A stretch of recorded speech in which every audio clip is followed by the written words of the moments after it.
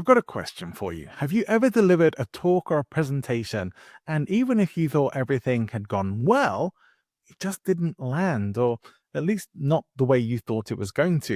You didn't get the results that you thought you would get. You might have been clear, maybe really confident. You may even have been funny, but something was off.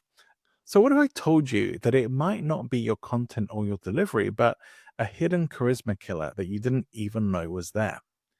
In this episode, I'm going to share with you 3 charisma killers that I see all the time working with clients, plus stories of real people, with their names changed, of course, who overcame them. So let's dive in.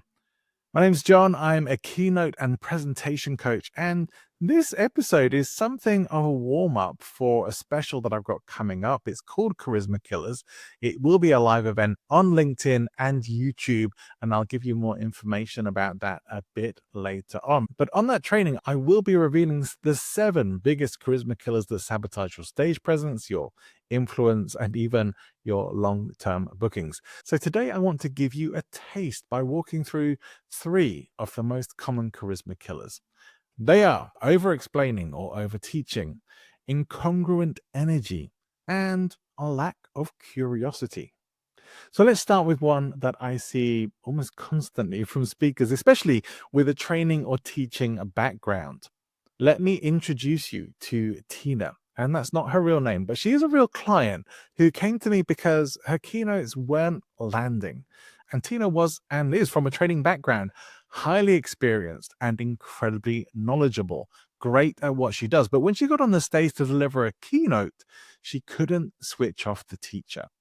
She'd walk her audience through every concept, explain every angle, and overfill the talk with content or value, as she was referring to it as. The result, her audience was overwhelmed with information, maybe even confused, but certainly somewhat disengaged because of it. And she ended up being frustrated because she knew that her content was good and the impact was there, the transformation was there. But here's the thing. Training and keynote speaking are not the same game. They are different beasts. Training is more about clarity and depth. You have the opportunity to go deeper and share more, teach more. Keynotes have more of a reliance on energy, emotion, connection, and inspiration to take action. So she was bringing the right skills into the wrong moment. And she's not alone. Another speaker I worked with not that long ago, we'll call her Kay. She also came from a teaching background, and what she was finding was that she wasn't really getting rebooked and her workshops weren't really landing. So once we worked together to switch off teach mode and switch on connection mode, things started to change, and pretty fast as well. In fact, within weeks of us having started working together, she was reporting back that feedback she was getting from events was much better, especially when she went back to an event where she was rebooked to speak. She was told by the event manager that the transformation in her content and delivery was exceptional and was definitely a big improvement.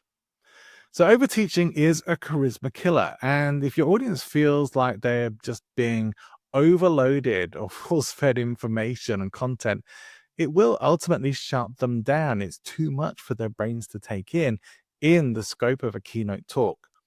They don't really feel seen. They don't feel connected. They don't feel a need for more information if you've delivered everything already in the keynote, even if they forget most of it the moment they walk out the door. It's deadly for charisma. So let's talk about incongruent energy. And let me tell you about Anthony. And Anthony was a passionate speaker, still is, but he masked his nerves by going full motivational speaker mode. And he was not a motivational speaker. Now, it's always good to bring a bit of that motivational speaker energy where you can for certain parts of a talk. The high energy, the big smiles, the enthusiastic delivery was great, but none of it was real. It wasn't authentic to him. The more he tried to pump up his energy, the more disconnected his audiences felt, and the more disconnected he felt from what he was doing. So he looked the part, he maybe even sounded it to some degree, but something wasn't quite clicking. And Audiences can always feel that if there is an incongruence there, if how you are trying to be perceived doesn't really match up with the general energy or demeanor, people will notice it, even if they can't quite explain how. That's incongruent energy. We've probably all encountered that at some point. We've either seen it in others or we've experienced it for ourselves as well. So it's when your outer delivery doesn't match your inner emotional state or the emotional tone of your message. So you can see it in people smiling whilst they're delivering serious news or overly animated delivery for a subtle or intimate message. Fake confidence masking fear or insecurity. It creates cognitive dissonance, and audiences might not know why, but they will feel that something's off and they'll start to disconnect. And once Anthony learned how to ground his energy, match his delivery to the moment and the content, and show up with more of an authentic emotional presence, he became magnetic. Authenticity is charisma, and congruence is how you deliver it. Now, the third charisma killer is one I've experienced myself, especially from my time in storytelling and stand up comedy. Way back when, I used to think charisma was all about impressing people, looking sharp, being witty, getting the laughs. But here's what I learned, unfortunately, the hard way. But hard lessons are ones that last for sure. Charisma isn't about being interesting, it's about being interested. So in stand up, the best comedians listen to the room. They're tuned in, curious, responsive. And I'm not talking about engaging with hecklers, although that can be a part of it. But I'm really talking about noticing energy shifting, maybe changing a delivery just based on the energy of the room that you're in.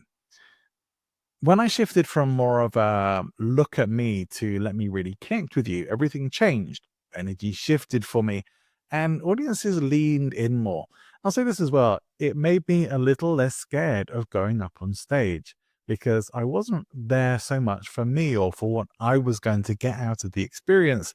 I was more interested in delivering something good to my audience and connecting with them. And when the focus is on things that aren't based on how good you are or what you can deliver or the accolades that you might get afterwards if you do a great job, things shift. Whether you're speaking on stage or in a podcast or one on one, curiosity connects.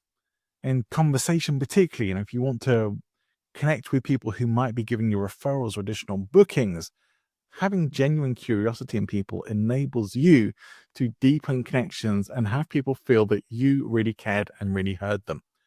When you genuinely want to understand your audience, when you adapt to them in the moment, they will feel it. And that's what charisma looks like from the inside out.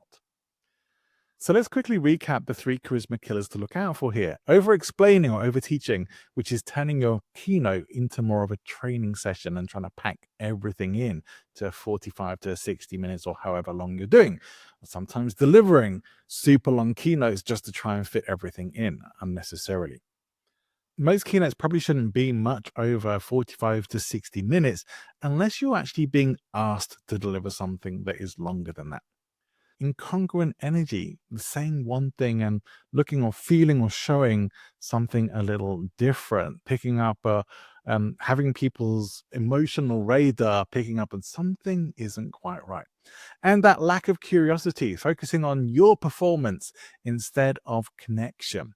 So these are just three of the 7 charisma killers that I'll be sharing and working with you to fix in my upcoming live session, Charisma Killers, How to Spot and Stop What's Sabotaging Your Stage Presence. So it's going to be free. It's going to be occurring monthly as well. So if you can't get on the one on the 14th of August, there will be monthly repetitions of the event for you to be able to come back, or you can maybe try and find the recording on either my LinkedIn profile or on YouTube.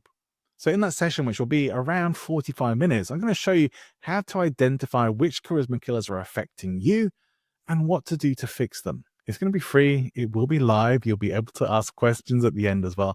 And it's packed with practical insight. You'll find in the YouTube description or show notes if you're on the audio podcast, a link for you to register for the event now.